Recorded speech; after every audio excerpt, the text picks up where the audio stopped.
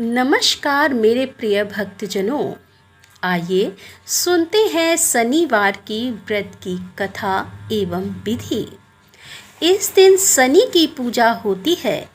काला तिल, काला वस्त्र, तेल, उड़द शनि को बहुत प्रिय है, इसीलिए इनके द्वारा शनि की पूजा होती है। शनि की दशा को दूर करने के लिए यह व्रत किया जाता है। शनि स्रोत का पाठ भी विशेष लाभदायक सिद्ध होता है। कथा एक समय सूर्य, चंद्रमा, मंगल, बुध, बृहस्पति, शुक्र, शनि, राहु और केतु इन ग्रहों में आपस में झगड़ा हो गया कि हम में सबसे बड़ा कौन है। सब अपने अपने को बड़ा कहते थे। जब आपस में कोई निश्चय ना हो सका तो सब के सब आपस में झगड़ते हुए इंद्र के पास गए और कहने लगे कि आप सब देवताओं के राजा हो, इसीलिए हमारा न्याय करके बतलाओ कि हम सब 9 ग्रहों में सबसे बड़ा कौन है। तब राजा इंद्र इनका प्रश्न सुनकर घबरा गए और कहने लगे कि मुझ में यह सामर्थ्य नहीं है जो किसी को बड़ा या छोटा बतलाऊं। मैं अपने मुख से कुछ नहीं कह सकता। हाँ, एक उपाय हो सकता है।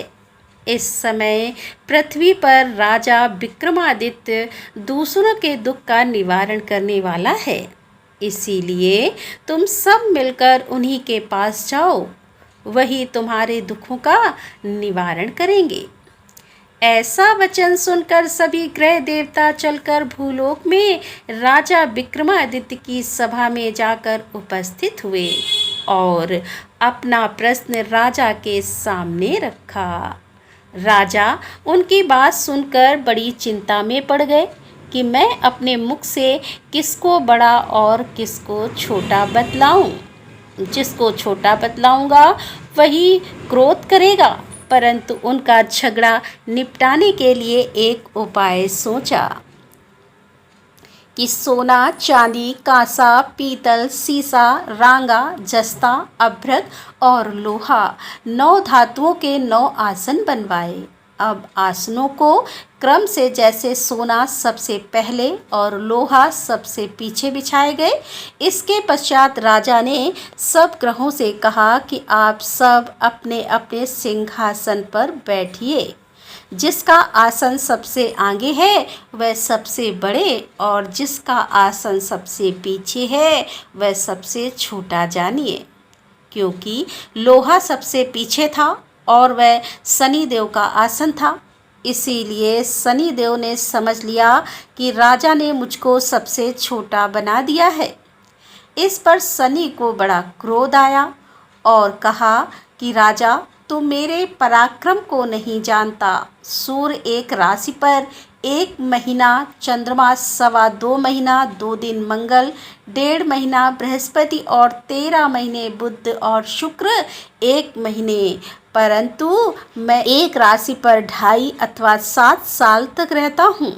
बड़े बड़े देवताओं को भी मैंने भीषण दुख दिया है।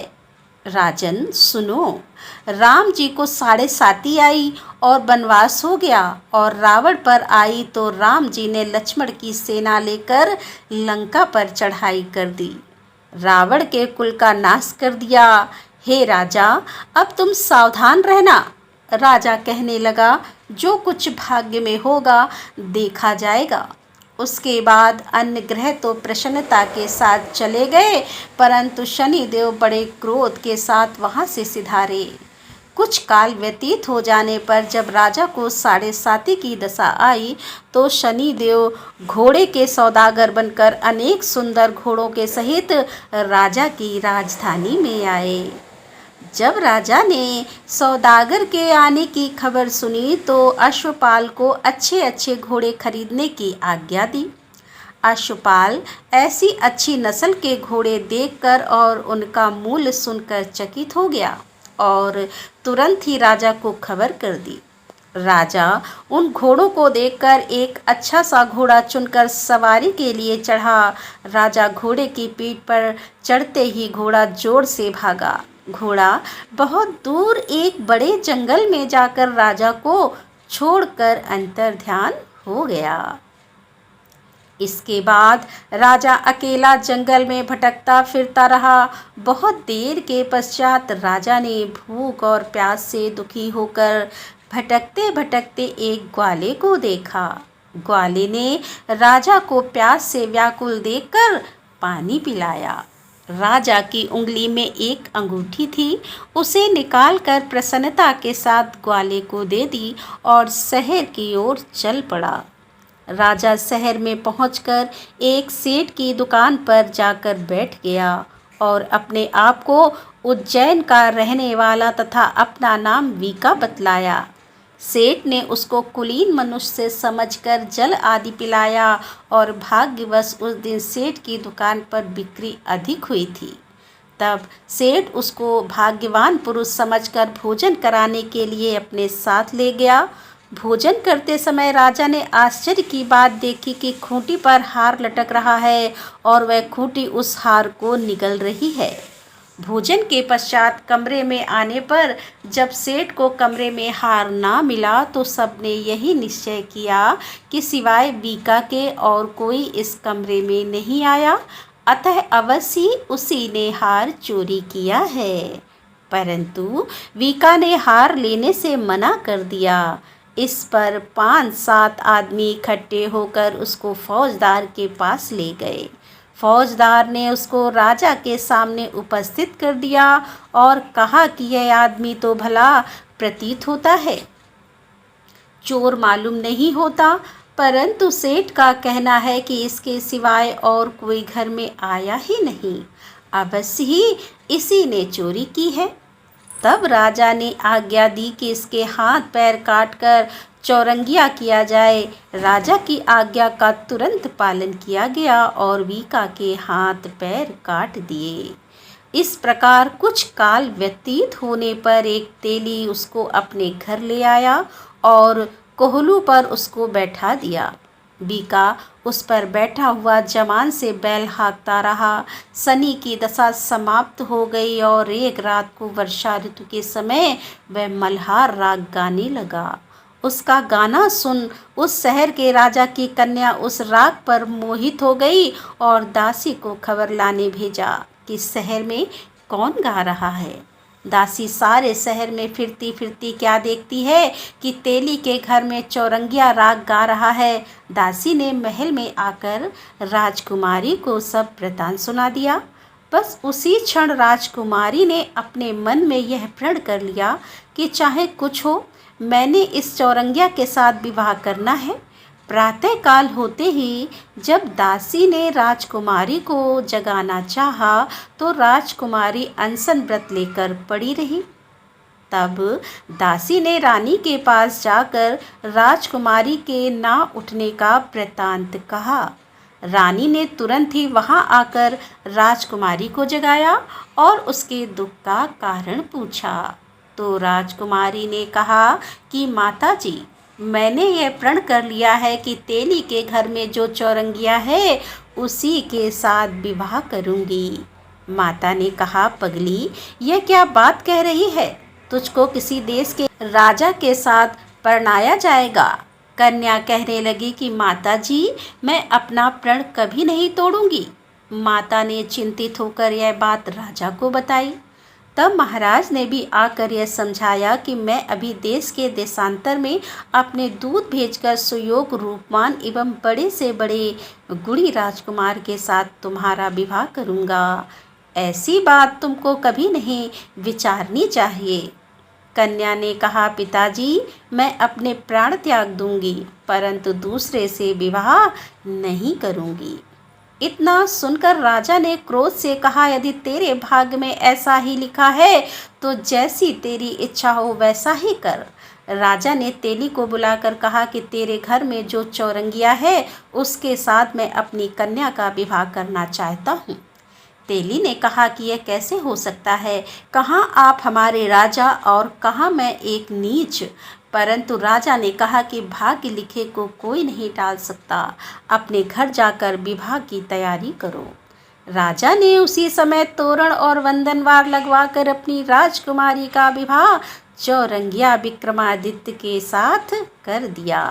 रात्रि को जब विक्रमादित्य और राजकुमारी महल में सोए थे तो आधी रात के समय शनिदेव ने विक्रमादित्य को स्वप्न दिया। राजा, कहो, मुझको छोटा बतलाकर तुमने कितना दुख उठाया। राजा ने क्षमा मांगी। शनिदेव ने प्रसन्न होकर विक्रमादित्य को हाथ पैर दिए। तब राजा ने कहा, महाराज, मेरी प्रार्थना स्वीकार करें कि जैसा दुख आपने मुझे दिया है ऐसा और किसी को ना दें। शनिदेव ने कहा कि तुम्हारी प्रार्थना स्वीकार है। जो मनुष्य मेरी कथा सुनेगा या कहेगा उसको मेरी दशा में भी कभी किसी प्रकार का दुख नहीं होगा, और जो नित्य ही मेरा ध्यान करेगा, चींटियों को आटा डालेगा, उसके सब मनोरथ पूर्ण होंगे। इतना कहकर शनिदेव अपने धाम को चले गए। राजकुमारी की आंख खुली और उसने राजा के हाथ पांव देखे तो आश्चर्य को प्राप्त हुई। उसको देखकर राजा ने अपना समस्त हाल कहा कि मैं उज्जैन का राजा विक्रमादित्य हूँ। यह सुनकर राजकुमारी अत्यंत प्रसन्न हुई और प्रातःकाल राजकुमारी ने उसकी सखियों ने पूछा तो उसने अपने पति का समस्त वृत्तांत कह सुनाया। तब सब ने प्रसन्नता प्रकट की और कहा कि ईश्वर ने आपकी मनोकामनाएं पूर्ण कर दी हैं। जब उस सेठ ने यह सुना तो वह विक्रमादित्य के पास आया और राजा विक्रमादित्य के पैरों पर गिरकर क्षमा मांगने लगा कि मैंने आप पर चोरी का झूठा दोष लगाया, अतः आप मुझको जो चाहें दंड दें। राजा ने कहा, मुझ पर शनि देव का कोप था, इसी कारण यह सब दुख मुझको प्राप्त हुआ। इसमें तुम्हारा कोई दोष नहीं है, तुम अपने घर जाकर अपना कार्य करो। सेठ बोला कि मुझे तभी शांति होगी जब आप मेरे घर चलकर प्रीतिपूर्वक भोजन करेंगे। राजा ने कहा, जैसी आपकी मर्जी हो वैसा ही करें। सेठ ने अपने घर जाकर अनेक प्रकार के सुंदर भोजन बनवाए और राजा विक्रमादित्य को प्रीति भोज दिया। जिस समय राजा भोजन कर रहे थे, एक अत्यंत आश्चर्य की बात सबको दिखाई दी। जो खूंटी पर पहले हार निकल रही थी वह अब हार उगल रही थी। और जब भोजन समाप्त हो गया तो सेठ ने हाथ जोड़कर बहुत सी मोहरें राजा को भेंट की और कहा कि मेरे श्री कंवर नामक एक कन्या है, उसका पाणी ग्रहण आप करें। इसके बाद सेठ ने अपनी कन्या का विवाह राजा के साथ कर दिया और बहुत सा दान दहेज आदि दिया। इस प्रकार कुछ दिनों तक वहां निवास करने के पश्चात विक्रमादित्य ने शहर के राजा से कहा कि अब मेरी उज्जैन जाने की इच्छा है। फिर कुछ दिन के बाद विदा लेकर राजकुमारी मन भावनी सेठ की कन्या श्री कंवरी तथा दोनों जगह के दहेज में प्राप्त अनेक दास दासी, रथ, पालकियां सहित विक्रमादित्य उज्जैन की तरफ चले। जब शहर के निकट पहुंचे और प्रवासियों ने राजा के आने का संवाद सुना तो समस्त उज्जैन की प्रजा आगवानी के लिए गई। तब बड़ी प्रसन्नता से राजा अपने महल में पधारे। सारे शहर में बड़ा भारी महोत्सव मनाया गया और रात्रि की दीपमाला की गई। दूसरे दिन राजा ने शहर में यह सूचना कराई कि शनिश्चर देवता सभी ग्रहों में सर्वोपरि है। मैंने उनको छोटा बतलाया, इसी से मुझको यह दुख प्राप्त हुआ। इस कारण सारे शहर में सदा शनिचर की पूजा और कथा होने लगी। राजा और प्रजा अनेक प्रकार के सुख भोगती रही। जो कोई शनिचर की इस कथा को पढ़ता या सुनता है, शनि देव की कृपा से सब दुख दूर होते हैं। शनिवार की कथा को व्रत के दिन अवश्य पढ़ना चाहिए। बोल शनिदेव महाराज की जय। तो दोस्तों, ये थी आज की कथा। उम्मीद करती हूँ ये कथा आपको पसंद आई होगी। यदि कथा पसंद आई है तो वीडियो को लाइक कीजिए, दोस्तों के साथ शेयर कीजिए और हमारे चैनल को सब्सक्राइब कर लीजिए।